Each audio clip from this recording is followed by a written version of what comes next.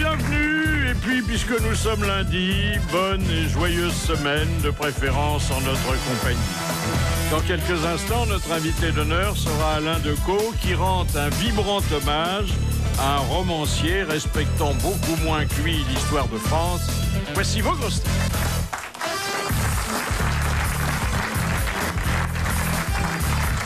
Il a longtemps été le professeur de maintien et de bonne manière de Jean-Luc Delarue, Jean-Jacques Perroni.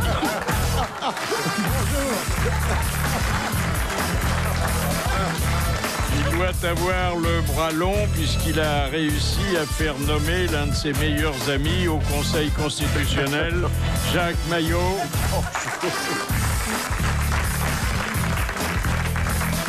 Son seul sport consiste à escalader notre chaise d'arbitre au moment du tennis verbal. Bernard Mabille, bonjour. Rien ne l'amuse davantage que les blagues qui ne font rire que lui. Éric Logérias, bonjour.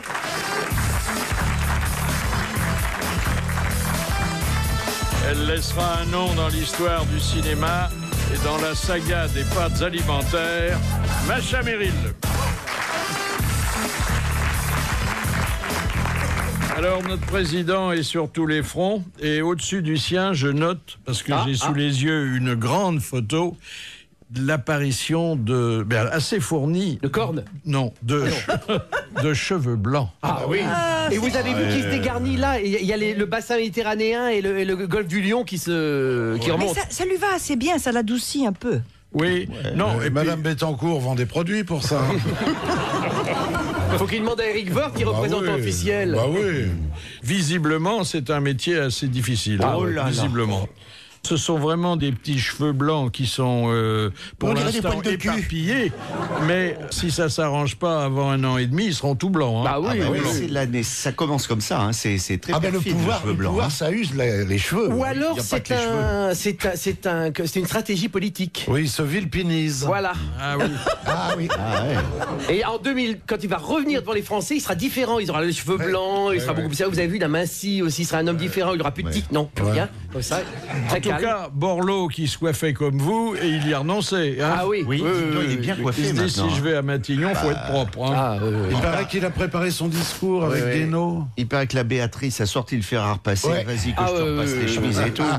Oui, mais il y en a qui disent que Borloo, il pourra repasser. Lui. Il boit plus que du Pacifique et du jus de raisin, dites donc. Il est au régime sec. Non, quand il va arriver à Matignon, ça va s'arroser. Je fais-moi confiance. Il paraît qu'il fait sauter les boutons. C'est pour ça qu'il a toujours des chemises sans boutons, parce qu'il bouge trop et alors il se fait claquer. Vous avez jamais fait sauter les boutons. Absolument, mais c'est dans un autre esprit. Macha est connu pour Il ça. faudrait que je le présente à ma fille, elle a de l'acné. Avec Macha, faut mettre du velcro. Hein. Alors, ne quittons pas l'Élysée et le couple présidentiel, même s'il nous a quittés pour quelques jours. Il y a une polémique entre Michelle Obama et Carla Bruni Sarkozy. Ah bon? Ben oui, Elles sont parce pas que d'accord. dans une biographie plus ou moins sauvage, c'est-à-dire pas tout à fait autorisée, mais quand même un petit peu, on rapportait un propos. Elle dînait avec Madame Obama à la Maison-Blanche et Madame Obama lui aurait dit c'est l'enfer, je ne supporte pas cette maison. Alors Michelle Obama, elle est très gênée. Hein, parce que, évidemment, la pauvre femme. Il ne faut pas cracher dans la soupe, surtout quand c'est les contribuables qui la payent. Bah oui. Depuis qu'il y a Obama, c'est plus la Maison Blanche, c'est The White Barrack. Ah ben tenez, puisque vous aimez les bons mots et les jeux de mots, il y a Carla Bruni qui, toujours elle, qui a visité la grotte de Lascaux. Alors, il y a un hebdo en couleur qui sort une jolie photo, d'ailleurs. Elle est dans la grotte. Jusqu'au cou, jusqu'au cou. Et nous aussi. Hein. Vous ne pouviez pas résister. Et qu'est-ce qu'il y a comme titre ? Taupe modèle. Ça, c'est bien. Ça, c'est pas mal. Hein, Joli, pas mal. ça. Mais comme ils sont aux États-Unis en ce moment, elle va pouvoir aller visiter la grotte de Lascaux. Ouais. Oui, bien. Il n'y a pas de cul, ça vous fait pas rire. Hein, voilà. Non, mais c'est très bien. Non, quand on dit c'est bien, c'est que c'est pas drôle. Bon, d'accord. Il n'y a pas les flèches, alors on comprend Alors, pas. toujours Carla et Nicolas dans un dessin de Viaz. Alors, elle est furieuse. La loi qui vient d'être votée la rend hystérique, Carla. Elle dit « Mais enfin, chouchou, tu me vois défiler jusqu'à 62 ans. Pense à la pénibilité. Ah, bah oui. Pour les autres, surtout. Et puis, au Conseil des ministres, là, il s'en est passé une drôle.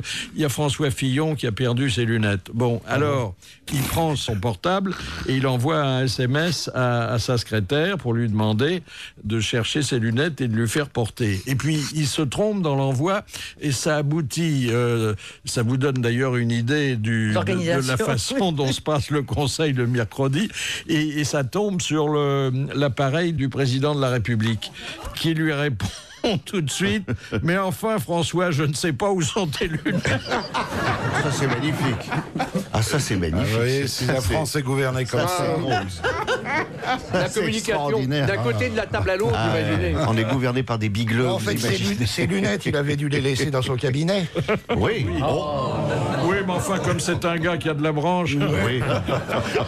Les peoples du lundi. Ah oui.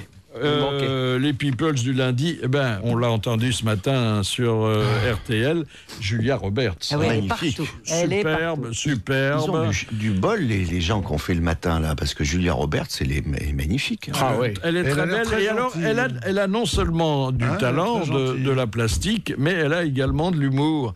Et elle dit mon sourire me donne parfois l'impression d'avoir un cintre dans la bouche. Oui. Oui, et c'est vrai, hein. Le mot juste, c'est elle a de la plastique parce qu'elle est un peu refaite quand même. Hein. Oui, mais elle a une bouche magnifique. Elle est refaite. Mais tout, c'est que ce que tu veux. Oh, mais joliment, ça. Tu l'as pas vu? Elle a quand même le même âge que Jeanne Moreau, elle le fait pas. Hein. Regardez-les. Si on l'a refait, compte tenu de sa taille, il y avait un sacré échafaudage, hein, parce que vous avez vu. Elle est très grande. Elle est grande. Bête. C'est une femme dont je ne peux pas croiser le regard. Non. Vous lui dites, vous lui Mais dites vous pas êtes t'as juste de à la beaux hauteur yeux. de ce qui vous intéresse. Il y a donc des ça va. trucs à votre hauteur qui peuvent être intéressants. Ceci dit, ça Oui, alors je vais vous dire, quand on a comme profession, comme moi, de mettre son nez dans les affaires des autres, on est à la bonne hauteur. Vous trouvez qu'elle a les sourcils un peu épais?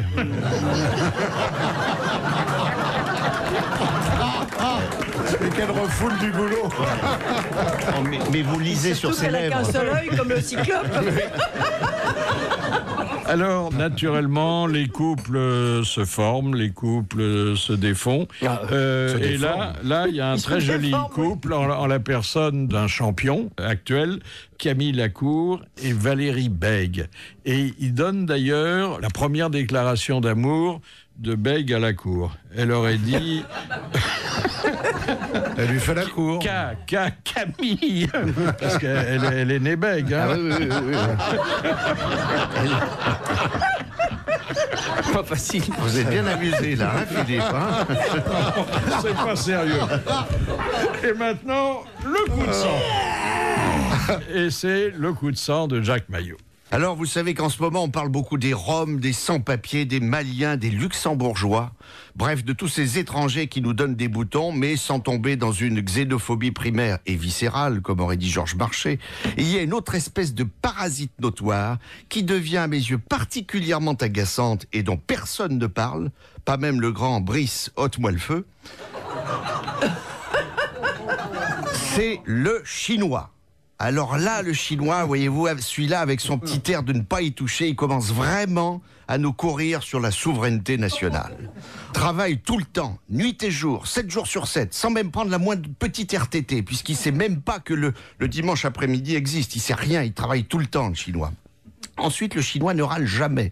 Le chinois, il fait jamais grève, même pas une grève perlée. Alors forcément, aujourd'hui, il plastronne, le chinois, il nous nargue avec sa croissance à 2 chiffres, alors que nous, on a un président qui a connu une croissance à 1/4 de chiffre et encore.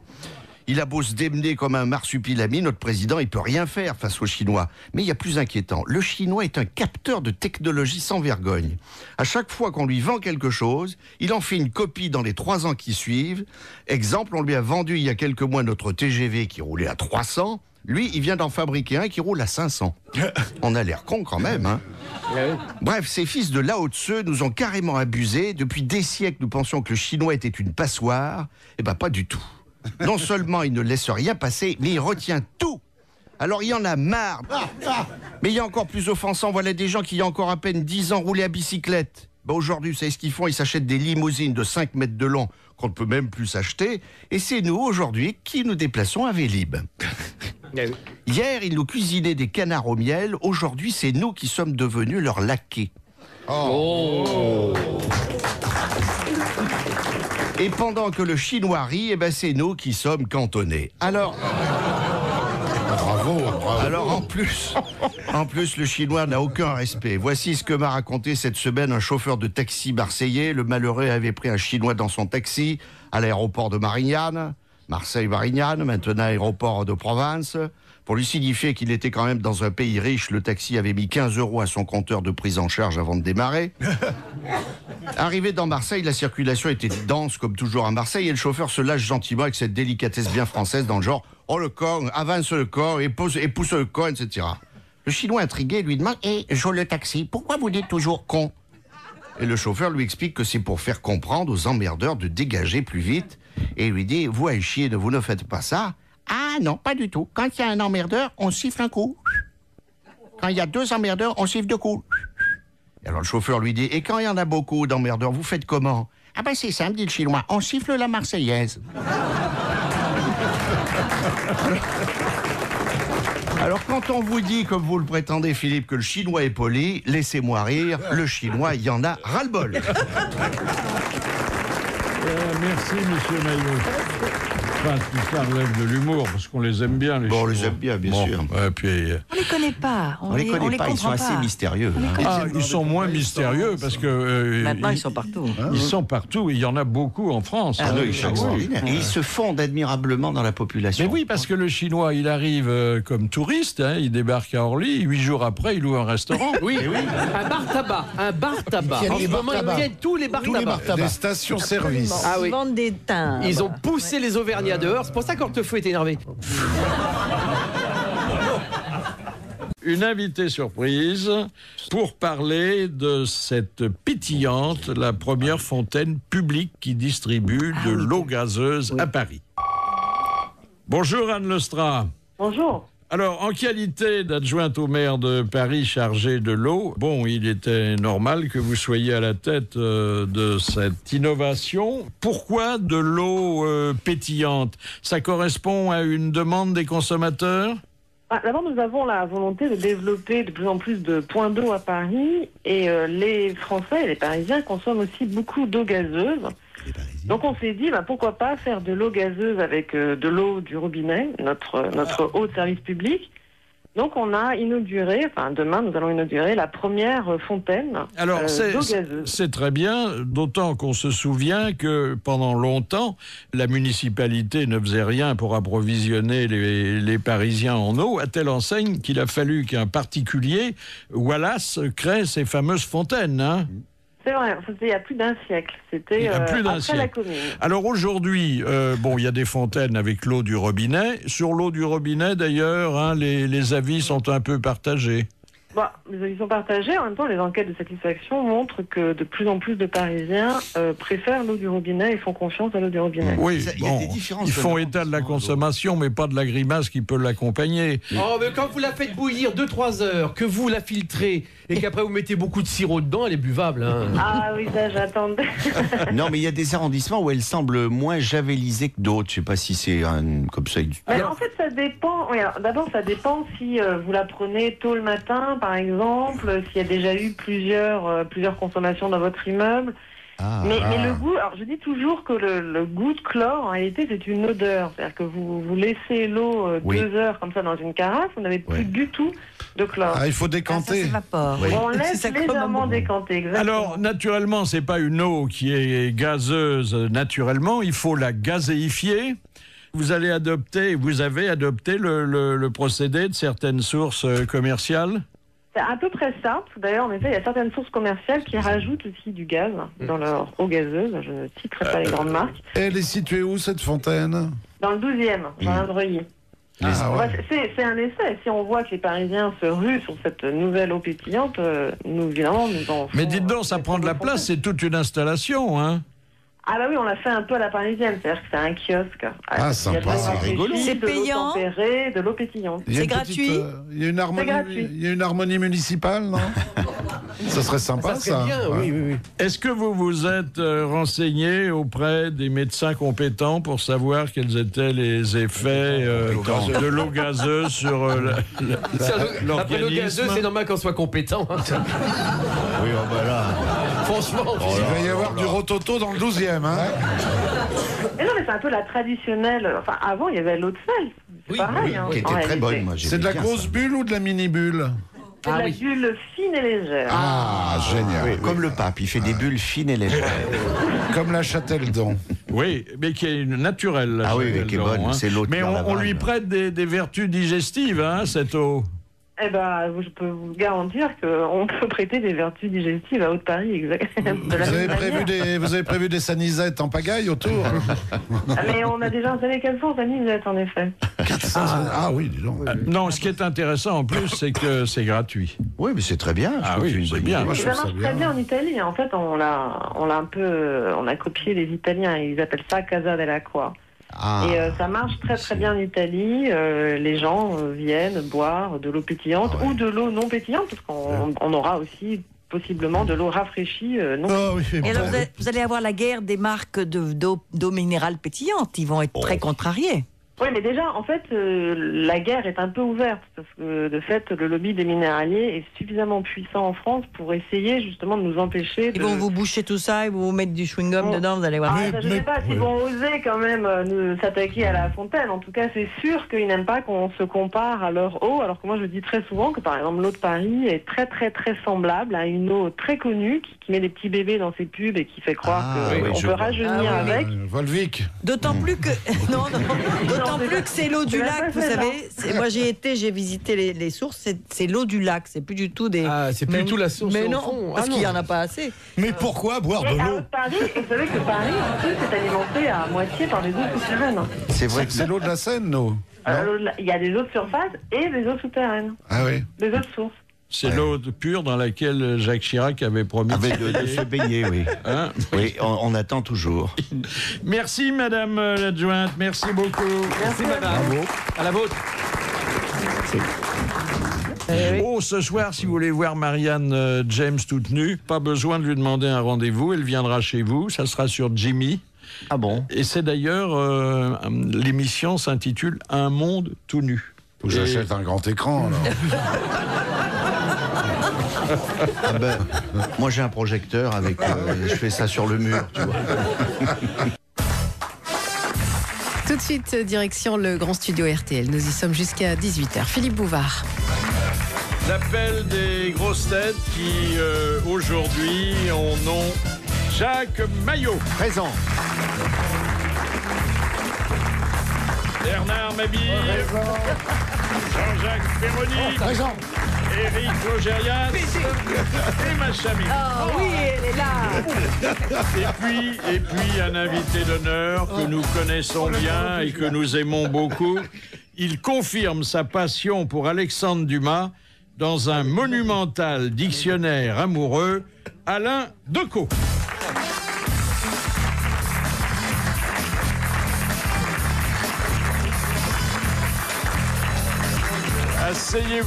Asseyez-vous, cher Alain Decaux.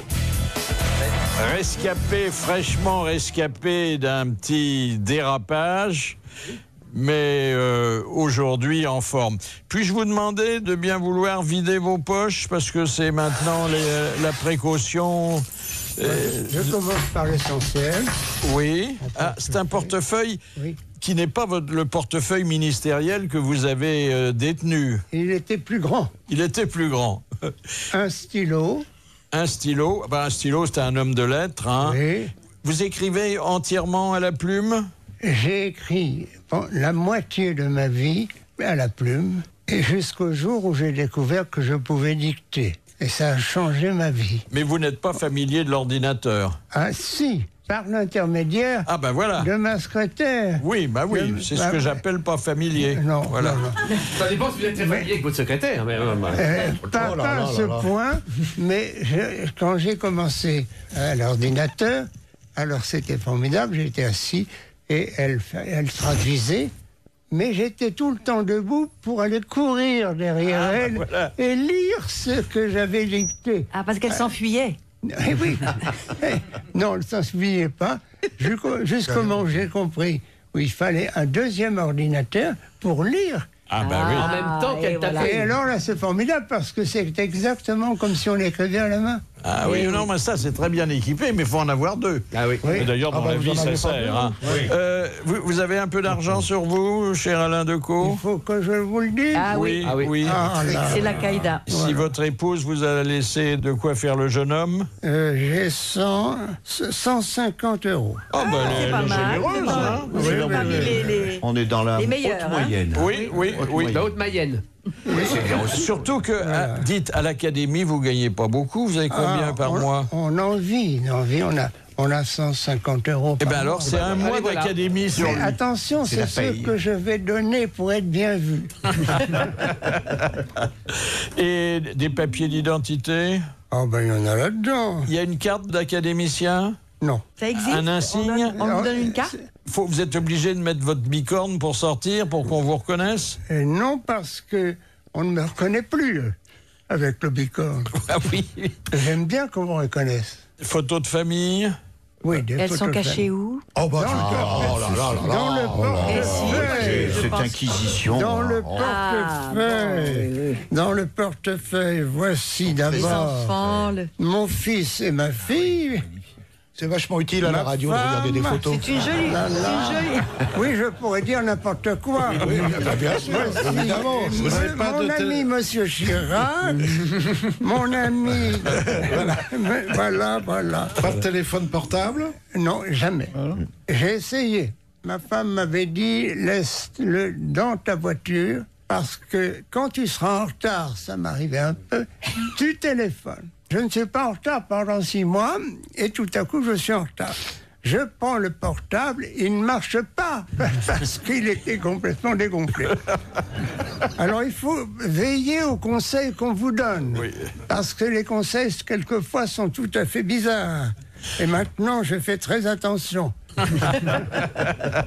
Alors voici donc, paraît, ce somptueux dictionnaire amoureux d'Alexandre Dumas dans une très belle collection où on fait à la fois le tour d'un phénomène ou le tour d'un homme célèbre ou d'une femme célèbre, mais en disant ce qu'on a envie de dire. Vous avez le choix entier, hein, vous n'êtes tenu par aucune règle. Est-il exact, comme l'avait noté Antoine Blondin, que Dumas fut le seul écrivain de couleur à avoir un nègre blanc?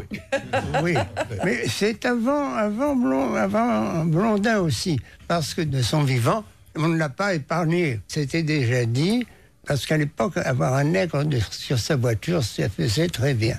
Il était marquis de la pailletterie, vraiment? De la pailletterie. Il n'était pas lui-même, parce que il était le petit-fils d'un marquis de la pailletterie. Ah oui. C'était une famille noble du pays de Caux. Là, on peut rire. Oui. Et là, tous les 3 fils de la même génération avaient été dans l'armée. C'est au temps de Louis XV. Et lui, le plus jeune, était parti pour Saint-Domingue.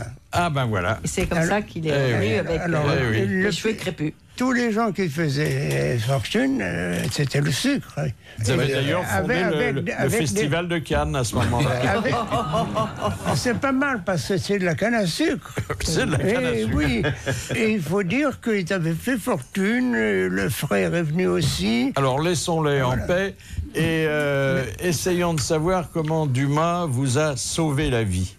Il se trouve que à partir de l'âge de 8 ans, je lisais comme un fou. J'étais fou de lecture, bon voilà.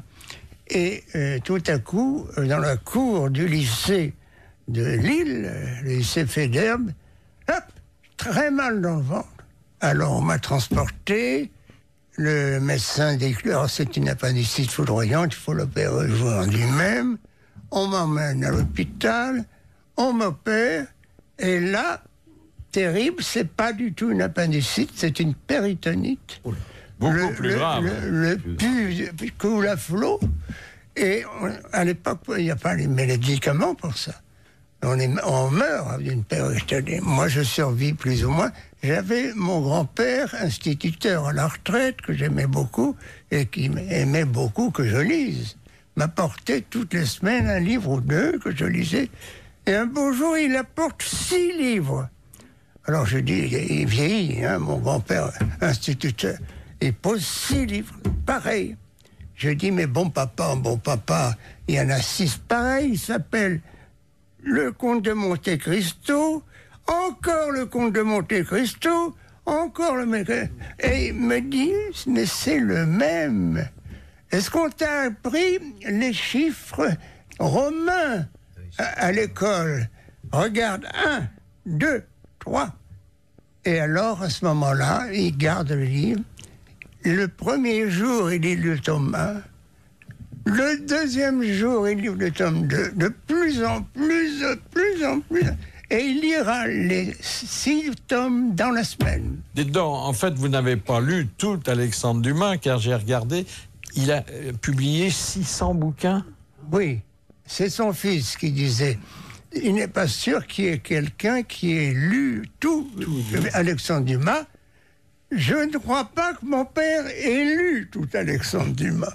Vous savez qu'il avait des collaborateurs. Il avait pas mal de... Il avait le fameux Auguste Maquet. Oui, celui-là est le vrai collaborateur que j'estime. Les autres sont des gesticulants qui n'ont rien fait. Alors, est-ce qu'il y a plus de talent dans les livres qu'il a écrits avec Maquet que dans ceux qu'il a écrits tout seul? C'est pareil, parce que quelqu'un a proposé il y a quelques années, parce que, par exemple, les livres, les Monte Cristo, les 3 Mousquetaires et toute la suite ont été écrits avec Maquet.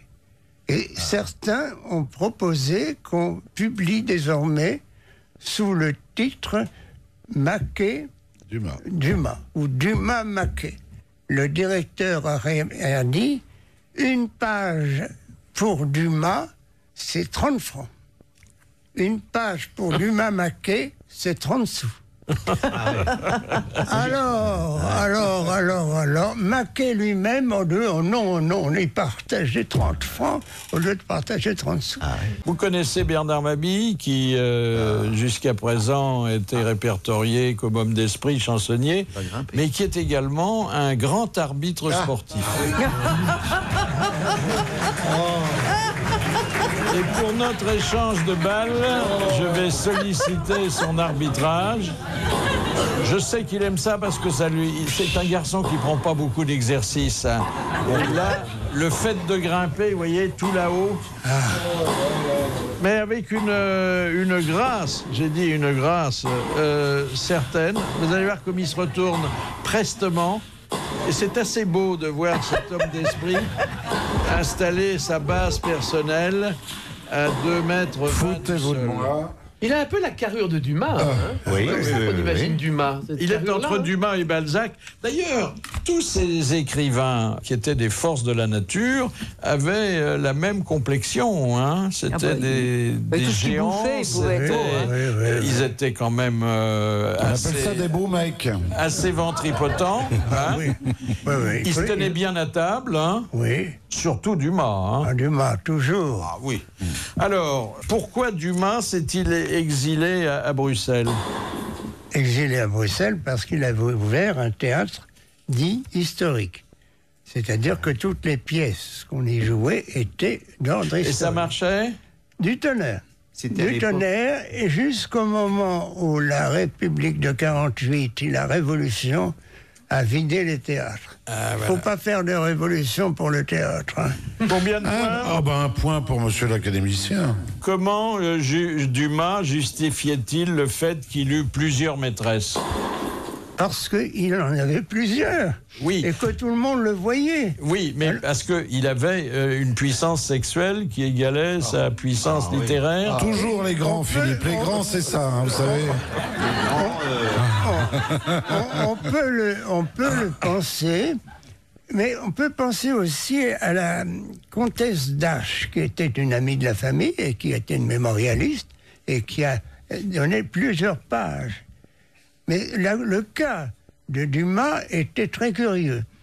il prenait des maîtresses nouvelles à tout instant, mais il ne voulait pas lâcher les autres. Ah, c'est gentil. Donc, Restait attaché. C'est charmant. vous dites que celle qui le quittait lui rendait finalement service. Oui, c'est Dash, Madame Dash qui dit ça, parce que si elle ne le quittait pas, il aurait été bien embarrassé. Il a quand même un temps vécu avec 2 maîtresses à la fois. 3 aussi. Il était grandement logé alors. Oui. C'est-à-dire qu'il avait à ce moment-là 3 appartements. Ah oui. Et puis ça fait du bien aux chiens. Est-ce que Madame Dash le lessivait? Ah bah. Joli. Bonne réponse d'Alain Decaux. 2 points. Un point pour l'arbitre. Elle l'appelait mon fabulon. Pourquoi Fanny Gordoza, c'est une de ses maîtresses, portait-elle autour des reins des serviettes humides? Alors, il l'a prise à quelqu'un d'autre. Et en général, ils n'étaient pas absolument, ils n'attendaient pas du mal. Il y avait quelqu'un avant. Et alors, le prédécesseur lui a dit, méfiez-vous, cher ami, elle est insupportable, elle en veut toujours plus. Mais quand même, moi je suis obligé de lui mettre des serviettes froides pour que vraiment elle se calme. parce qu'elle fait au cul, quoi. Elle s'appelait comment? Je ne connais pas le nom. Fanny Gordoza. Vous avez l'adresse? Oui. 1 point pour Alain Decaux, 0 pour Philippe Bouvard. 3 Mais lui-même points avait pour des Monsieur gros Decaux. besoins, hein, d'humain. Hein. Oui. Il était... Toujours les grands, toujours les grands. Et toi, t'es toujours dans les besoins, visiblement.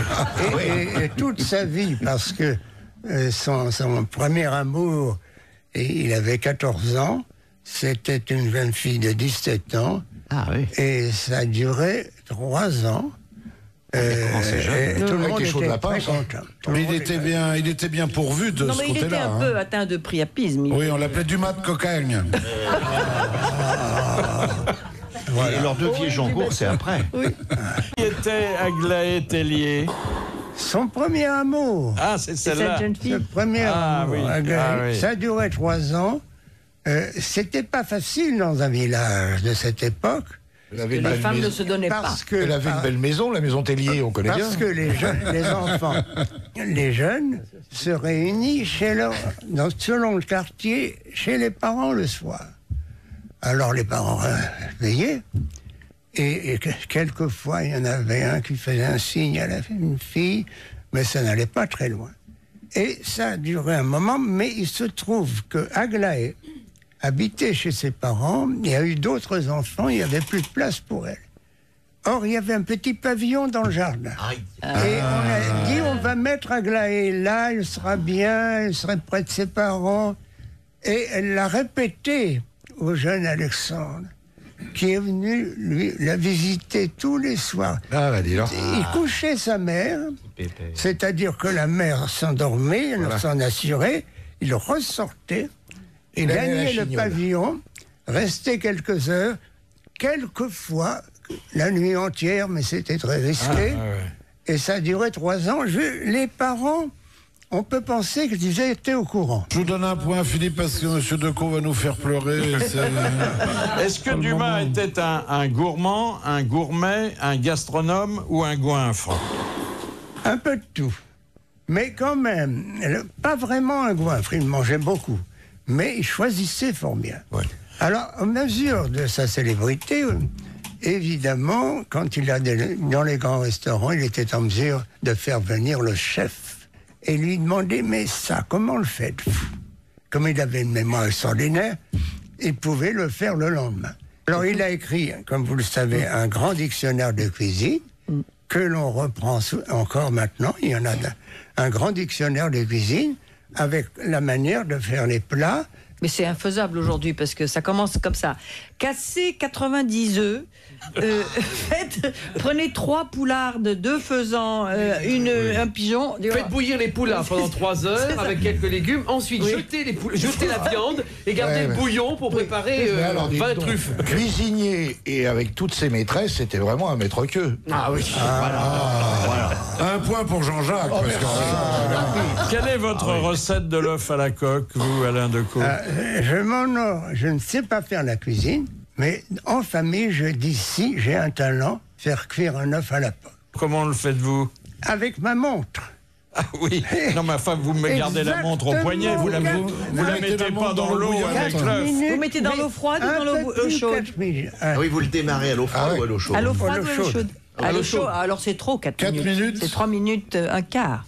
Écoutez, cher ami. Bon, tu vas pas nous casser les œufs. On s'expliquera. On s'expliquera là-dessus. On viendra à la maison. Mais Macha préfère les œufs durs, elle. Oui. 1 point pour Alain Decaux. 4-1.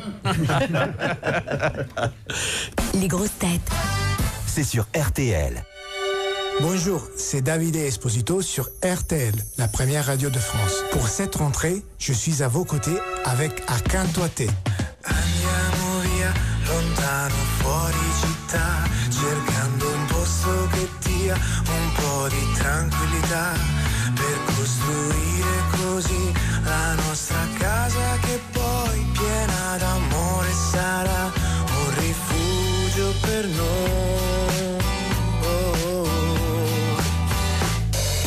Ti porto via, devi fidarti di me, il tempo passa e la vita non aspetterà che ci decidiamo a partire, questo è il momento, lo sai, fatti coraggio e vedrai che non ti pentirai.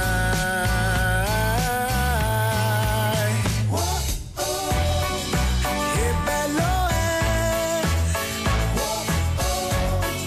vivere accanto a te,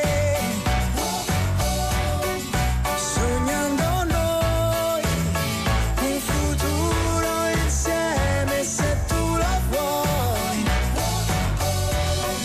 Mi sveglierò, il viso tuo vedrò, questo è il sogno che io ho.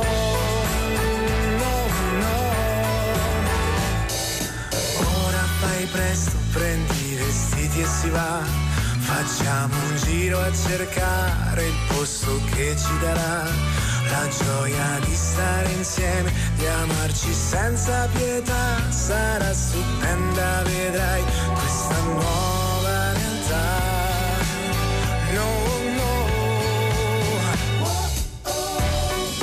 Che bello è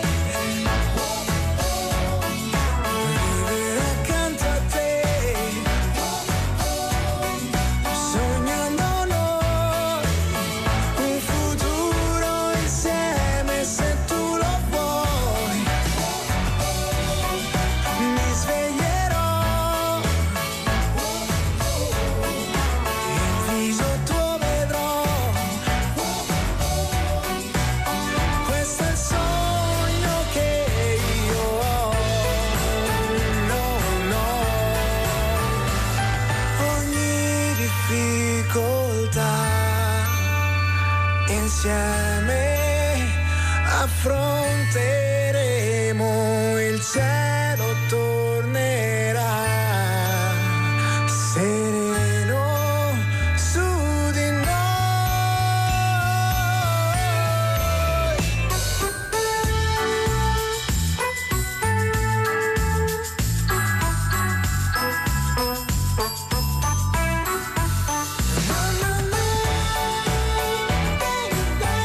Accanto a te, c'est le second extrait de l'album Un Uomo de Davide Esposito sur RTL.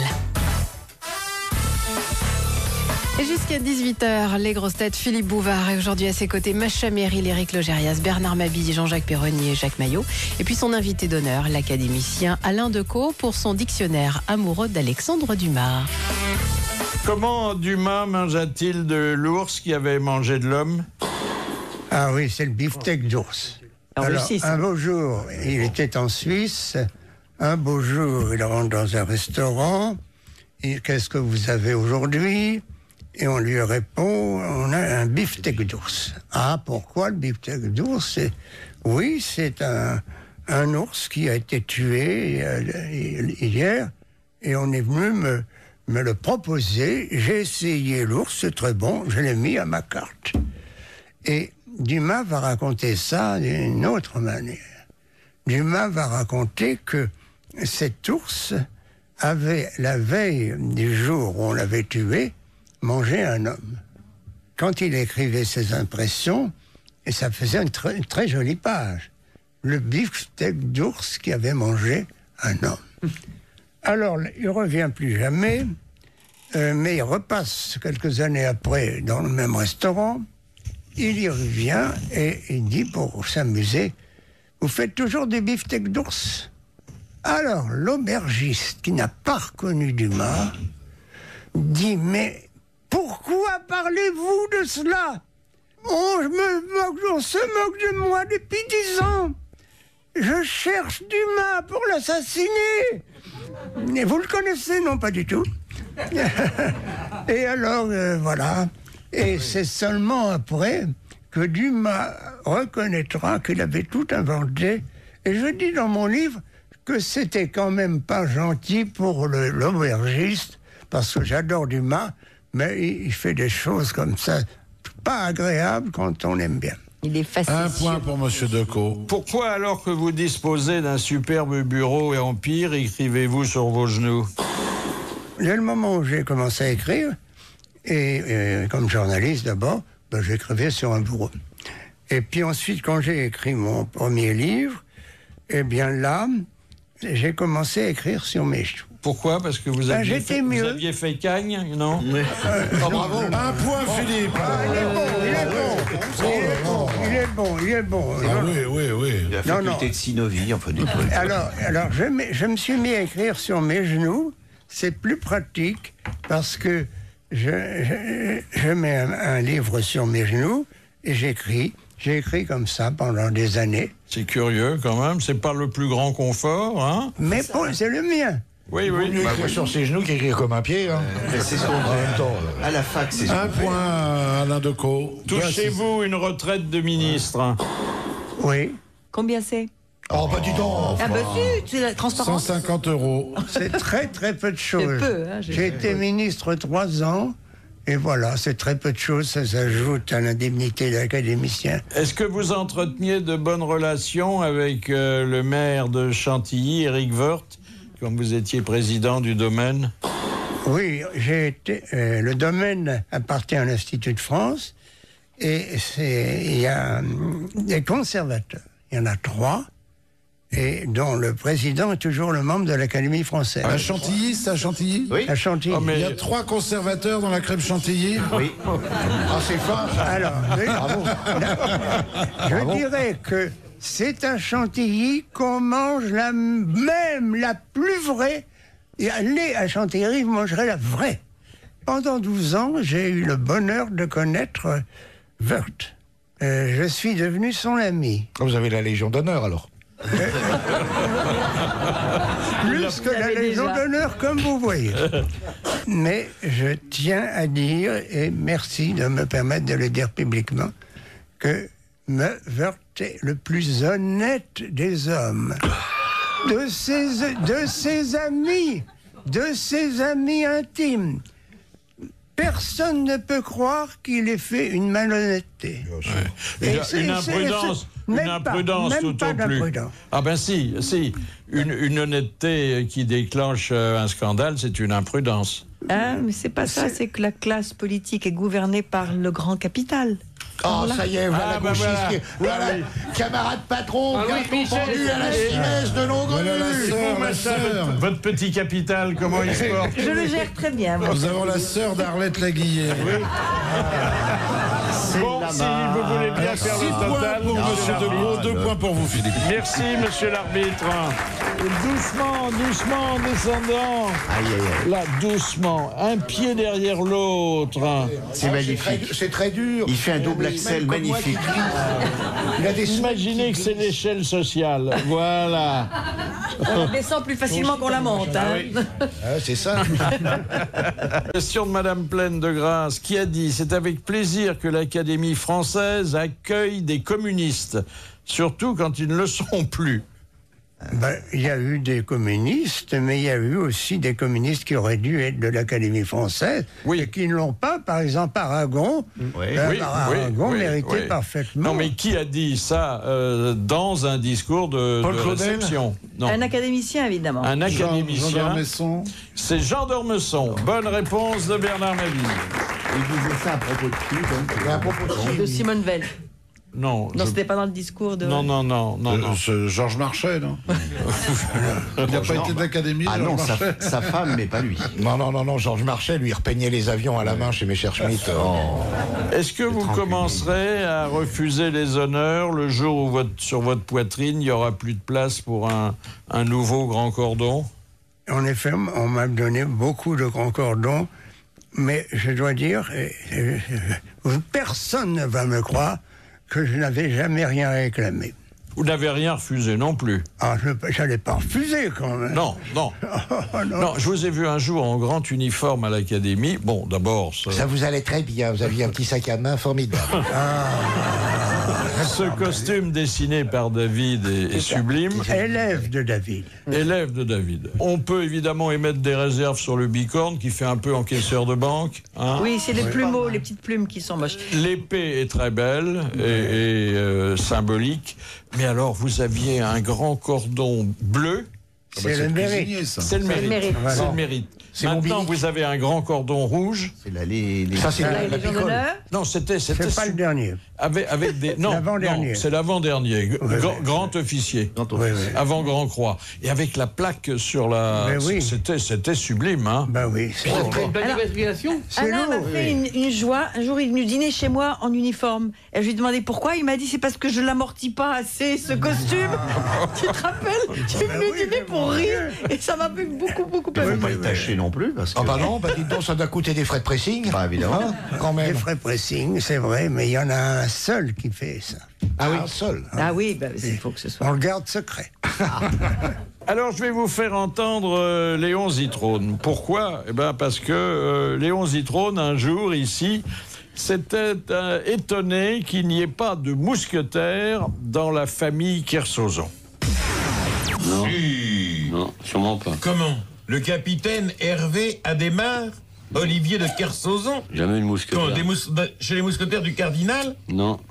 Nous, on a toujours... celui qui a mené la grande enquête à Montpellier? Jamais. Nous, on a toujours réglé ça à coup de taille dans la gueule. Ah non, ça, je crois que je sais bien que vous avez jamais, le bras long. Mais jamais eu d'épée. Non. Non, il me semble non. Pas d'instrument contendant. Dans ta famille, tu es un mousqueton qui travaille dans la passementerie. Ah tiens, il va y avoir un mort.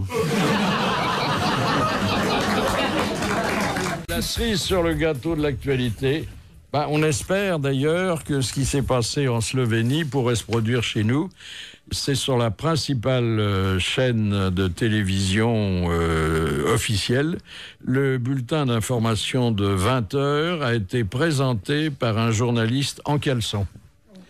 Il n'avait pas mis de pantalon. On montre toujours le haut. Son caleçon, ça fait On pas leur montre envie, jamais le bas, alors qu'est-ce que ça peut faire? À mon avis, ils doivent le faire, on ne le sait pas en France. Mais oui. Je veux dire, si Claire Chazal fait ça, je regarde. Alors, c'est vrai qu'il y a eu des précédents chez nous, il a raison, Eric. Mazur. Il y a eu Bruno. C'était au temps héroïque de la télévision. Les présentateurs, qui étaient quand même des grands rigolos, hein, et ils savaient qu'ils ne seraient pas cadrés au-dessous du buste, et ils en profitaient pour se donner un... Claude Darger était, paraît-il, un spécialiste. Hein. Et comme ça leur permettait de faire un jeu. C'est pas Mazur qui avait fait un bain de pied? Un bain de pied aussi. Il y en a qui mettaient la secrétaire de rédaction sous le bureau. Oui.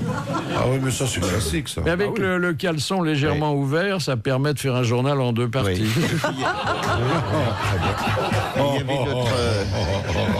Il y avait notre regretté copain Borouzi, vous vous rappelez qu'il s'était assis sur le bureau de François Mitterrand, ça c'était un grand moment. Ça. Mais il n'était pas en caleçon. Il n'était pas en caleçon. Mitterrand aussi. Il a créé un style, hein. Il a ouvert la porte à cette familiarité. Très en avance. Alors, il y a eu d'ailleurs dans cette station, qui est vraiment atypique, en Slovénie toujours, il y a une présentatrice qui a donné sa démission. Enfin, elle a donné sa démission. Elle a dit un soir en arrivant... Je refuse de présenter le journal de 20h. Et alors, on lui a dit, mais pourquoi? Elle dit, parce qu'il ne s'est rien passé d'intéressant. C'est de la conscience professionnelle. C'est formidable. Attendez, alors, Quelle honnêteté. nous, on aurait 2 jours par semaine, un journal, et encore. Ce soir, il s'est rien passé, on passe au film directement. Ça, et hop. c'est drôle, ça. C'est bien. Si, ils ouvrent sur le football, quand même. Oui. Oh, ça, c'est pénible. Tous les jours. Ah, oui. Et puis après, ils nous font un truc sur les derniers fabricants de paniers en osier. Mais ça, c'est à midi. Ah bah non, ils sont repartis. C'est à midi. Ah oui, c'est vrai, oui. Il y a Il y a bien des tsunamis à droite à gauche quand même. Non, c'est le journal de Jean-Pierre Pernaut. Oui, ça, c'est formidable. C'est Toujours vraiment- quelque chose à dire, lui. Toujours quelque chose, vous savez. Le rempailleur de chaises manchot qui fait ça avec les dents, des trucs comme ça. Que des conneries. Alors, des mises au point. D'abord, il n'y a pas eu de complot contre le pape. Non. Il y a eu une demi-douzaine de... Agité du bocal qui ont... Oui, non, même pas. C'était des gens qui étaient chargés de surveiller la papamobile et de briquer les pare-brises. Parce qu'elle en a des beaucoup. petits gitans qui vous crachent dessus. Et vous voulez alors, voir, et les alors petits ils auraient dit en assumant leur mission, ils auraient dit « Ah, ça serait drôle s'il y avait un attentat contre Benoît. Et il y a un flic qui était à côté qui a rapporté ça, et tout est né de là. Alors, il y a des Comme jeunes quoi, il ne faut pas plaisanter à côté du Non, pape. moi je savais pas qu'il y avait des jeunes garçons, ils astiquent le pape comme ça. Alors à propos, il a fait son mea culpa, mais alors mea s'écrit dans ce cas-là M-E-A-T. Voilà. Il était très élégant, il avait une robe beaucoup plus jolie que celle de la reine. Oui, alors je l'ai vu à côté d'elle, ça avait l'air d'être 2 vieilles dames. Hein. Oui, absolument. Oui, ça faisait ça. Hein. Mais la robe de la reine, t'as raison, était mal coupée. Madame Bresson de Pierrefonds demande qui a dit « Parce que cette réponse de celui qui ne sait rien est aussi la réponse de celui qui sait tout ». Combien de fois vous dites, surtout aux enfants qui vous demandent quelque chose, parce que. Oui. Qui a donné cette, Alexandre Dumas. cette définition? Non. Une habitude de dire... Il est mort. Alors, il est mort, et bien mort, hein. Ouais, il est au Panthéon. bon. Mais alors lui, il y est allé directement. Zola. Victor Hugo. C'est Victor Hugo. Ah bah voilà. Bonne réponse de Péroni. C'est vrai que Victor Hugo, c'est un des rares à être allé tout de suite au Panthéon. Oui, après une nuit sous l'Arc de Triomphe. Ah oui. Mitterrand aussi, il est allé directement. Oui, il s'est perdu. Mais il s'est perdu. Il a failli rester, il ne retrouvait plus la sortie. Oui. Il avait semé des roses partout, mais il ne retrouvait plus le major. Là. Il était vraiment un peu Il dans faut le dire que c'est fatal. flippant, le Panthéon. ça. Quand on est en dessous, là, c'est vraiment flippant. Il cherchait la tombe de Louis Braille. C'est un bunker. Et pourtant, ça doit être éclairé avec les époux Curie. Ah, mais c'est Avec l'uranium, on peut les monter en lampe, ces deux-là, on les voit la nuit. c'est l'inspecteur Navarro qui est allé le récupérer. Oui, bien sûr, bien sûr. François, où tu es passé, François? Reviens. Ouais. Alors, d'innombrables cinéastes ont voulu porter à l'écran les livres d'Alexandre Dumas. Hein. Et Jean Becker nous avait ici raconté son échec dans ses projets d'adaptation des Trois Mousquetaires.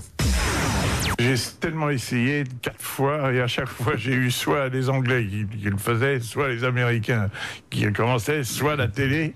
Alors maintenant j'en ai un peu marre parce que... Et quelle serait votre vision des mousquetaires? Bien, ce qui était très intéressant, c'est que, en fait, je crois que quand Dumas, qui a sorti ça en feuilleton et avec une espèce de censure, il ne pouvait pas raconter certaines choses de cette époque qui étaient assez violentes, tumultueuses, avec des détails incroyables sur l'hygiène et sur tout ça, qui, je pense, maintenant intéresserait énormément les gens de voir un peu une grande véracité, même si c'était romantique. C'était une époque d'une rare violence et d'une... Et vous n'avez pas peur qu'avec les difficultés financières du cinéma, on vous restreigne, qu'on vous demande qu'il n'y ait que 2 ou un seul mousquetaire? C'est marrant, hein. Parce qu'il y avait les 4 mousquetaires et les 4 valets. Ah oui. Ça, c'est l'invention de Dumas, et c'est du génie, à mon avis. Il avait du génie, mais aussi pour ces choses-là. Les valets, on les connaît. On pourrait les dépeindre. C'est rare dans la littérature. Il n'y a pas de valet qu'on connaît et qu'on dépeint. Comment ils s'appelaient, les valets? Alors il y avait Planchet, qui était le valet d'Artagnan. Mais alors après? Après, ça devient plus dur. Ah, Il n'y avait pas Éric Besson, non. Planchet. Il n'y a pas Picard. C'est surgelé, oui. Il y a encore une fête des mousquetaires en Gascogne. C'est un grade. Est-ce qu'on vous a fait mousquetaire, Alain? Non. C'est là-bas dans le Gers, chez moi. C'est injuste. Bien sûr. Est-ce que ton coquin serait pas mousquetaire par hasard? C'est un sacré mousquetaire. Il y en a un qui commence par B. Je crois que c'est celui d'Atos. Grimaud, voilà. Ah, bravo, on les a tous. Ah, il est... Bonjour Internet. Oh l'autre, il a Internet. Écoutez, au moins que ça serve à ça. Oui, donne-les. Et d'ailleurs, vous remarquerez que les cartes où il y a 4 valets, c'est des cartes Grimaud. Exactement. Ah oui, c'est vrai, c'est joli. Alors, voilà donc un écrivain qui est une force de la nature, qui mène une vie, sinon de débauche, au moins très, très libre, qui se nourrit de façon très supérieure à la moyenne. C'est quand même une réplique de Balzac. Hein. Et en plus, il fait des dettes. Il mène grand train. C'est pas une réplique. Ni l'un ni l'autre ne sont des répliques. Parce que c'est très... Bien sûr. Il y a Balzac. Mais on peut établir un parallèle. Et pourquoi, alors, Dumas, qui travaillait beaucoup, qui avait du succès, tirait-il le diable par la queue? Il a gagné beaucoup d'argent. C'est probablement l'écrivain du 19e siècle qui a gagné le plus d'argent. Mais quand il avait beaucoup d'argent, il dépensait encore plus. Alors voilà le problème. Panier percé. Les voyages. Alors, un exemple d'un moment où il s'est cru richissime. Il y avait un conflit avec ses éditeurs. Et l'éditeur, en même temps, était très ennuyé parce qu'il interdisait la publication. Et on signe un contrat énorme. Et il va toucher tous les mois une somme énorme. Et lui se dit, toute ma vie, à ce moment-là. La mémoire vient de me revenir sur les valets des mousquetaires. Moi aussi, Philippe, moi aussi. Il y avait Planchet et Grimaud, mais il y avait aussi Mousqueton. Et Bazin, il a été dit. Et Bazin. Et Mousqueton était le valet de Porthos, Bazin celui d'Aramis, Grimaud celui d'Athos et Planchet de D'Artagnan, bien sûr. Voilà. Et tous existants, tous ayant une personnalité. Pourquoi Dumas père n'a-t-il pas reconnu Dumas fils à sa naissance? Parce qu'il était extrêmement jeune, il arrivait de Villers-Cotterêts, il a eu 7 enfants parce que, habitant une petite chambre sur un palier, et à côté il y avait une jeune fille couturière, personne n'avait l'eau dans sa chambre, il y avait un point d'eau sur le palier où on venait prendre de l'eau. Et comment voulez-vous que la jeune femme, la jeune fille, voyant ce superbe garçon... Avec un robinet qui fonctionnait bien, en plus. Oui. Ça ne devait pas être un robinet. Il s'est retrouvé dans la chambre. Et là, que pouvait-il faire sinon un enfant? Et quand le bidet est sur le palier, la maternité n'est pas loin. Évidemment, c'est une très belle phrase, mon cher Philippe. Je précise, ils sont aussi jeunes l'un que l'autre. Donc il et j'imagine que ni l'un ni l'autre ne sait qu'on peut reconnaître un enfant. Ben oui. Il est déclaré seulement sur le nom. Et quand même, comme Dumas connaîtra toute sa vie son fils, qu'il l'aimera, un jour viendra où il le reconnaît, il sera Alexandre Dumas. Mais il aurait dû mettre une capote, comme ça le gosse serait démasqué. Oui. À l'époque, il y avait des capotes que sur les fiacres. Mais non, en intestin de mouton. Il y avait la vessie de porc, enfin, tout de même. À l'époque, les capotes étaient anglaises. Bien sûr. Oui. Par la suite, d'ailleurs, il a rendu hommage au talent de son fils. Hein. Oui. Il était assez enthousiaste. Il était merveilleux, d'ailleurs. Il était à toutes les premières des pièces. Il avait un énorme bouquet sur les genoux. Il écoutait la pièce comme ça.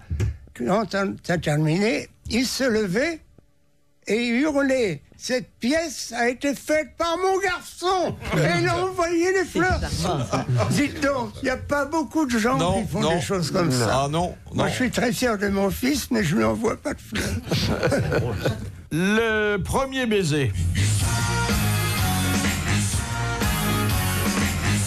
Vous vous souvenez de votre premier baiser? Oui, tout le monde s'en souvient. Nous avions 17 ans. Elle embrassait bien. Mais j'ai été très amoureux, et elle aussi. Elle vivait dans une cabane au fond du jardin. Oui. Non, c'est pas ça du tout. C'est pas ça du tout. Malheureusement, elle est partie, définitivement. Mais je pense toujours à elle. Mais ça a duré 3 ans. 2 ans. Et ça a été plus loin que le baiser à ce moment-là. Non, mais excusez-moi, mais je suis là pour faire la lumière. C'est un peu gênant, quoi. Ça a duré 2 ans. Voilà. Bon. Voilà, ça a duré 2 ans. Voilà. Vous êtes content? C'est QFD. Monsieur l'académicien était au sac pendant 2 ans. Oh là là là là là là. Elle venait tirer de l'eau sur le palier. Oui. Les grosses têtes sur RTL. Le Panthéon, d'ailleurs, il l'a eu un peu grâce à vous, hein. Écoutez, nous étions plusieurs parce que à un moment, les admirateurs de Dumas qui ont grandi dans notre siècle, et les plus grands écrivains se disent admirateurs de Dumas parce que c'est vrai que Dumas, c'est un géant. Alors là, on a été plusieurs à se dire, mais pourquoi on n'enverra pas au Panthéon? En plus, il y a de la place, il y a encore 320 places. Non, il n'y a pas tellement de place. Alors il fallait voir, nous avons vu ça avec Didier Decoing. J'avais présidé cette association, le premier, Didier Decoing m'a succédé, et on s'est dit, et si on demandait qu'il aille au Panthéon? Alors il faut savoir que dans la République française, seul le président de la République peut choisir. Pas le Premier ministre, pas les députés, c'est le président de la République. Or c'était Chirac. Alors il fallait s'assurer que Chirac avait pour Dumas amitié au moins. Mitterrand aimait bien Dumas, mais pas le même. C'est joli. J'ai travaillé avec ce Dumas-là. Voilà. Et en effet... Ça devait être un lecteur de Dumas. Tout de suite. Réponse de Chirac. J'ai lu Dumas dans mon enfance et mon adolescence, et toutes mes références à l'histoire de France se rapportent à ce que j'ai lu dans Dumas. C'est dire que c'est pas très sérieux. Non, pas toujours. Il a pris beaucoup de liberté avec l'histoire. Alors, il y avait quelqu'un d'autre qui était dans cette conjuration amicale et admirative, c'était Claude Allègre. Alexandre Dumas, j'ai modestement, parce que je ne crois pas que j'ai eu l'influence décisive, mais quand même, j'ai milité énormément pour qu'on mette Alexandre Dumas au Panthéon. Et j'ai reçu, et je les ai gardées, quelques lettres d'insultes d'énormes écrivains français. Vous savez quand même que quand il est mort, il n'était pas en odeur de sainteté, tout le monde pensait que c'était son fils qui était le grand homme. Et Victor Hugo a écrit un hommage dans la Gazette littéraire, dans lequel il a dit « Dans 100 ans, il sera plus lu que moi ». Et à l'époque, ça paraissait, eh bien oui, il est plus lu que Victor Hugo. Il est traduit en quechua, il est traduit en toutes les langues. Il est le 2e auteur après la Bible. Il y a quelqu'un qui lui a dit un jour, il paraît que votre père était un nègre. Il dit oui, tout à fait, mais mon père était un nègre et mon arrière-grand-père était un singe, c'est-à-dire que ma famille a commencé comme la vôtre finit. Quelle était la production quotidienne de Dumas quand il travaillait avec Maquet? C'était énorme. Alors comment faisait-il? D'abord, il fallait décider du sujet. Alors c'était l'un ou l'autre. Souvent Dumas. Alors, il faisait le plan. Et Maquet était chargé de rédiger un premier jet, et Dumas prenait ce jet, le refaisait beaucoup, et je dois dire que ce qui était important dans l'apport de Dumas, ce sont les dialogues. Il a été longtemps auteur dramatique sans écrire un roman. Si ce n'est qu'aujourd'hui, on lit ses romans et on joue plus ses pièces. Hein. Voilà, c'est ça l'erreur. Lui le croyait. Lui disait, mes pièces, c'est mes pièces qui vont assurer mon avenir. On ne les joue plus du tout. Et alors qu'on joue du Dumas-fils, hein? Ah oui, on peut encore. Ah oui. Oui, mais les dialogues, c'était parce que c'était justement publié dans des journaux. Ils étaient payés à la ligne. Ils étaient payés à la ligne, c'est pour ça qu'ils faisaient beaucoup de dialogues. Oui, mais les dialogues dans les romans, c'est ce qu'il y a le plus. Vous prenez, il y a 3/4 de dialogue, il adore ça. Alors, disons qu'il a une part supérieure. Et on a des lettres de lui à Maquet, et qu'il dit, vous êtes en retard, mon ami, je ne sais plus que faire, envoyez-moi la suite.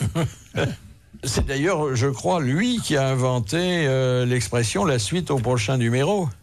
Ça pourrait être lui. Dans le feuilleton. Oui, dans le feuilleton, il y avait quelquefois 3 feuilletons ensemble dans 3 journaux différents. Témoignage là de Laurent Deutsch, qui est alors le grand champion des box-office, puisque ça fait plus d'1 an et demi que nous l'avons accueilli, 1 an et demi qui figure en tête des meilleures ventes, avec un livre d'histoire, lui qui n'est pas historien, et notamment un jour où il nous en parlait, il s'était révélé incollable sur le fameux mystère du masque de fer.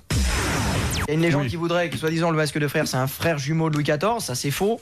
Une autre légende qui dirait que c'est Fouquet, c'est sans doute faux aussi. Ce qui est plus plausible, c'est que c'était sans doute un des serviteurs, parce que Fouquet en prison avait le droit à un valet, à qui évidemment, comme Fouquet pouvait communiquer avec personne, puisqu'il était détenteur de secrets d'État puissants qui pouvaient déstabiliser Louis XIV, il n'avait pas le droit de communiquer, même pas avec sa femme. Et donc il parlait à ce valet-là, qui s'appelait Daugé, et quand Fouquet est mort en 1680 et quelques, le Daugé en question a dû être interné à son tour, être emprisonné pour pas qu'il communique, et c'est là qu'apparemment on lui aurait mis un masque de cuir pour pas qu'il puisse parler. Voilà, il a été retrouvé à la Bastille, dans les décombres, en 1790, à la destruction totale de la forteresse. On a retrouvé le squelette de l'homme au masque de fer qui a vraiment existé et qui sans doute devait être ce serviteur. Il connaît bien son sujet. Hein. J'adore l'histoire. C'est impressionnant. J'adore ça. Ah oui, on sent l'ex-brillant élève. Hein. Ouais, enfin en tout cas j'ai été particulièrement suiveur de la dernière séance d'Eddie Mitchell. Voilà, c'est là que j'ai appris l'histoire. Vous corroborez la thèse de Deutsch. Sauf que le masque était de cuir. Ça n'a aucune importance d'ailleurs. Pourquoi les 3 mousquetaires étaient-ils 4 ? Alors là, c'est toute une histoire parfaitement vraie. Il avait écrit avec Maquet, enfin, le titre, c'était les 3, Athos, Porthos, Aramis. Le journal l'annonce sous ça. Et le directeur vient chez Dumas et dit on change de titre. Parce que les lecteurs se plaignent, disent qu'est-ce que c'est que ces 3 noms, ça ne veut rien dire. Est-ce que vous n'allez pas encore nous raconter les parcs ? On n'en veut plus des parcs. Trouvez un titre que tout le monde comprenne. Et il y a la lettre Dumas qui dit écoutez, moi j'ai écrit et vous publiez, je veux bien, genre si vous voulez, comme il y a 3 mousquetaires, ils sont 4, mais tant pis, ça serait trop. Les 3 mousquetaires, c'est fait. C'est pour plaire aux lecteurs d'un journal. Qu'est devenu son château de Monte Cristo ? Ah, le château de Monte Cristo, eh bien, il a été vendu aux enchères, puisqu'il a été mis en faillite lors de la ruine du théâtre historique, en faillite, et il a d'ailleurs s'enfuir en Belgique, où il est resté 2-3 ans, mais on a mis en vente son château, c'était pour il lui avait coûté les yeux de la tête. Hein. Oui, 200 000 francs, 2847, c'était énorme. Et là, on l'a vendu. Et alors aujourd'hui, à qui appartient-il ? Alors, il a été en grand danger. Parce que des promoteurs guignaient ce parc, un très grand parc, ce château, et avaient demandé un permis de construire pour le démolir et aussi faire 8 immeubles de 5 étages. Tout ça aurait été foutu. Et alors, il se trouve qu'il y a une union sacrée. J'étais dans cette union sacrée, je l'avoue, et qui a dénoncé tout ça. Et finalement, dans le Figaro, on m'a offert un papier en première page que j'ai intitulé « Le curieux centenaire d'Alexandre Dumas », en disant pour un centenaire, eh ben, on ouvrait une rue, et là, on démolit la maison. Alors ça a été lu. Mais le résultat est que le soir même, je suis appelé par France Inter, qui dit, on vous a lu, on vous offre demain le journal de France Inter. Et j'ai dit, vous qui avez aimé Dumas, un petit papier, il dit, je ne veux pas qu'on en démolisse la maison de Dumas. Alors, j'en ai reçu de Turquie, de Tchécoslovaquie, d'Ukraine, de France, bien sûr, de Belgique, de partout. Et là, je suis obligé de vous demander de me croire sur parole. Quand on écrit, quand on fait de la radio, de la télé, on reçoit des lettres. On est content quand il y en a plusieurs. Et j'en ai reçu 10 000. Et toujours, je ne veux pas qu'on démolisse. Mais il y avait de l'argent avec? Pas du tout. Donc mais c'était pas Madame Bettencourt. grâce à ça, on a mis tout ça dans 3 valises. Et on allait porter les lettres à un ministre qui vit toujours, qui s'appelle Chalandon. Oh. Et alors on lui a ouvert on a déversé les 10 000 lettres sur... Qu'est-ce qui se passe? Alors on lui raconte, il se fâche et dit, comme donne le préfet des Yvelines. Il dit au préfet des Yvelines, supprimez un permis de construire, tout ça est arrêté. Et comme ça, alors ce qui est arrivé, c'est très joli, vous savez. Et le château s'élève sur Port-Marly. Mais il y a les frontières avec Marly-le-Roi au-dessus. Et à droite avec le Bec. Les 3 communes s'étant associées pour le racheter. Et il les sauvait définitivement. Et aujourd'hui, c'est un musée qu'on visite? On le visite le dimanche. On peut visiter les autres jours, mais enfin, le dimanche, c'est ouvert. Progrès sous la houlette du ministère de l'Éducation nationale. Écolobus. Vous connaissez pas Écolobus? C'est le ramassage scolaire, mais à pied. Ah, quoi? Oui. Qu'est-ce que c'est que ça? C'est-à-dire qu'il y a des personnes de bonne volonté ou des préposés qu'on paye pour ça qui accompagnent les enfants de leur domicile à l'école, mais à pied. Ah oui. Le mec qui va chercher les gosses fait broum broum. Ah, ils montent derrière, ils font brrr aussi. Il faut qu'ils se secouent un petit peu comme ça. Alors, c'est écolobus dans certaines régions, dans d'autres, c'est pédibus, galopins, il y a pédibus. Pédibus et trottibus. C'est la trottinette. Et alors, en principe, il y aura aussi, pendant les vacances, il y aura du ramassage ferroviaire. Pendant les grèves, des gens iront à pied en faisant de Paris à Lyon, par exemple. Pareil. Mais avant, on allait à l'école à pied très loin. Il n'y avait pas tous ces ramassages scolaires. Avec des galoches en bois. On allait en patin à glace parce qu'il moi, je était n'avais gelé. pas de galoche, mais je faisais quand même 2 kilomètres pour aller à l'école, au moins. Avec des pommes de terre chaudes dans les poches pour éviter qu'on se gèle, parce qu'on a pas Et j'enlevais mon béret quand je croisais une colonne d'Allemands. Non. Ah oui. C'était le bon temps quand même. Et puis en 2 kilomètres, il pouvait en arriver des aventures quand même. Évidemment. Bah oui. C'était le bon temps parce qu'on ne connaissait pas le chômage, tout le monde avait de l'occupation. Mais évidemment. Alors, une statistique qui va vous chagriner, comme moi, elle m'a fait douter un petit peu de la stabilité sentimentale. En Europe, une union, un mariage se rompt toutes les 30 secondes. C'est énorme. C'est-à-dire qu'il y a beaucoup de gens qui se marient, enfin qui se mariaient, parce que maintenant qu'en France, les facilités fiscales ne seront plus accordées aux jeunes mariés, ils vont réfléchir à 2 fois. Et 2 mariages sur 3 ne tiennent pas plus de quelques mois. Mariage ou union? Vous allez dire mariage ou non, parce que les unions, elles ne sont pas comptabilisées. Les Pax. Oui, ils ont publié des statistiques là, qui sont inquiétantes. Ça dure un certain temps, Pax. Mais ça, c'est parce que... Quoi C'est parce qu'on a choisi l'amour comme critère de choix. Oui. Or, c'est pas l'amour qui fait tenir les mariages. C'est l'habitant. C'est l'intérêt. C'est l'argent. C'est quoi l'intérêt d'argent? C'est-à-dire partager des intérêts qui peuvent être des intérêts professionnels ou de l'argent. Si tu partages les... Avant, on se mariait pour garder les propriétés, pour pas démanteler les grandes... Si tu partages les intérêts de la caisse d'épargne, il te reste rien. Il n'y a pas grand-chose, c'est sûr. Mais moi, je connais une femme qui est en société, elle a une vingtaine d'actionnaires, ça marche très bien. Très bien. Incroyable, mais ça m'est arrivé.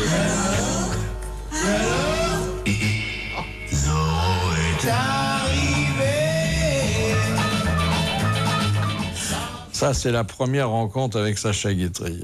Oui, j'étais étudiant, mais je fréquentais des comédiens et ils m'ont dit on va monter une pièce de Sacha Guitry.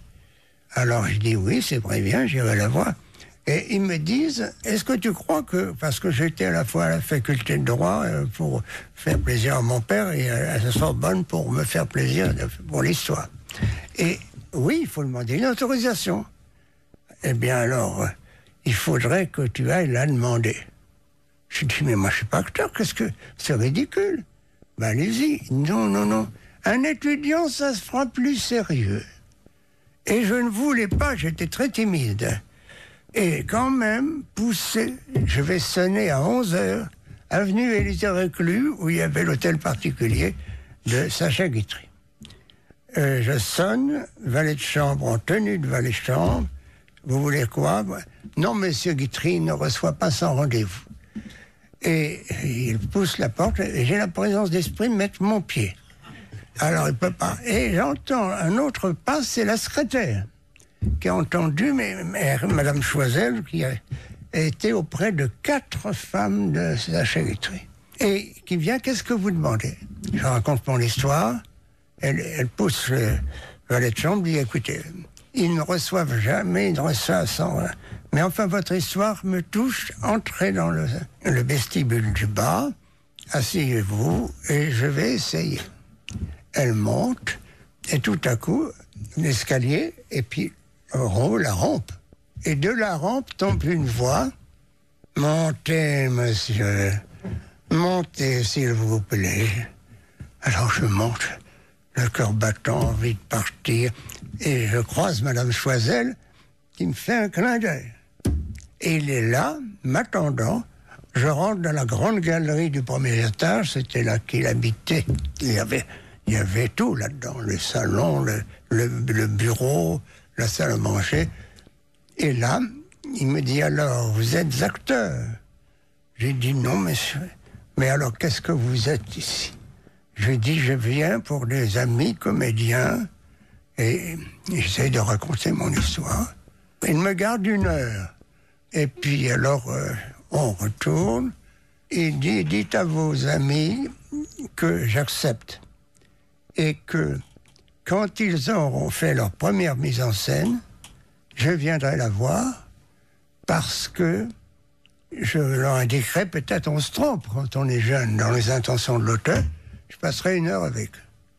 Eh bien, quand je suis sorti, j'ai eu mes amis dans un bonheur exquis, se sont mis à répéter, ils étaient prêts de jouer, et c'est alors qu'a lieu le débarquement. Et évidemment, il n'était plus question de jouer une pièce. Et elle n'a jamais été jouée, mais j'ai été connu de Sacha. Et c'est pour ça que quand il a été arrêté après la Libération, vous êtes devenu en quelque sorte le conservateur de son musée. Il a été arrêté, comme tout le monde le sait, par 5 jeunes gens du 15e arrondissement qui n'avaient aucun mandat. Et lui est allé à Drancy, à Fresnes, et il a écrit un livre qu'il faut lire. 60 jours de prison. Voilà. Quand il disait la libération, j'en ai été le premier prévenu. Oui. Et le livre est très drôle. Prouve qu'avec Sacha, même quand il a des ennuis, il sait sourire. Et sortant, parce qu'il a eu 2 non-lieux. Un premier non-lieu, la presse hurle, on dit ce collabo, un non-lieu. Un deuxième non-lieu par un deuxième juge. Et là, cette fois-ci, il a 2 non-lieux. Je me souviens qu'il me dit c'est vrai, mon cher Alain, j'ai bénéficié de 2 non-lieux. C'est probablement qu'il n'y avait pas lieu. Il a pu reprendre son travail. Et là, quand je l'ai rencontré, il m'a dit cette chose, parce que j'avais gardé la maison. Et, étant dans les équipes nationales qui faisaient partie de la résistance, j'avais demandé que les équipes nationales gardent la maison, à la demande de Madame Choiseul. Il y avait le chef qui a lu la lettre, et qui s'est adressé à son second. Il dit, qu'est-ce que tu penses, toi? Et le deuxième dit, elle a raison, c'est une bonne femme. Il me regarde, dit, t'es nommé. J'étais donc nommé par la résistance gardien de la maison de Sacha Guitry. Ça a servi, puisqu'il y a d'autres gens qui sont venus. Et j'avais, moi, un certificat, Force française de l'intérieur, le sieur de Co garde. Ça empêchait les pillards. Alors, la dernière citation a été envoyée par Madame Léger de Reims, qui a dit « Nous autres hommes, nous sommes toujours comme les Cro-Magnons de l'histoire, toujours à chasser et à courir la gueuse, mais à la fin, il nous faut retourner dans la grotte. » Sarkozy, Nicolas. Non, mais c'est pas loin. Alasco. C'est pas loin. Malraux. De Gaulle. Non, c'est pas loin. Chirac, Jacques Chirac. Jacques Chirac. C'est moi. Bonne réponse de Logérias.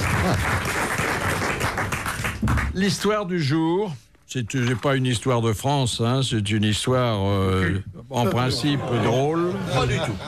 C'est monsieur François de Rennes qui l'a envoyé. Et je vais me tourner maintenant vers Jacques Maillot. Mais enfin, il devrait être là, il devrait être déjà de retour. Alors, C'est une femme excédée qui dit à son mari « J'en ai assez, tu ne t'intéresses jamais à moi. Il n'y a que le football qui compte, j'en ai marre. Le samedi, on ne va jamais au restaurant, tu ne m'invites jamais nulle part, tu vas au match. Le dimanche, même chose, on ne sort jamais, tu regardes un match à la télé. Le mardi soir, tu remets ça, tu regardes un match à la télé. Tu ne parles que de football, j'ai l'impression de ne jamais exister. Tiens, je suis sûr que tu ne te souviens même pas de la date de notre mariage. » Alors là, tu te trompes, dit le mari. La date de notre mariage, c'est le jour où le Milan AC a battu Barcelone 4-0 en finale de la Coupe d'Europe. Voilà. Merci Jacques Maillot. Je recevrai prochainement Jean-Pierre Calfon, Laurent Gérard, Patrick Bruel et Samid Nasseri. Et aujourd'hui, nous avons retrouvé Alain Decaux pour ce monumental dictionnaire amoureux d'Alexandre Dumas. Merci, bravo, à demain.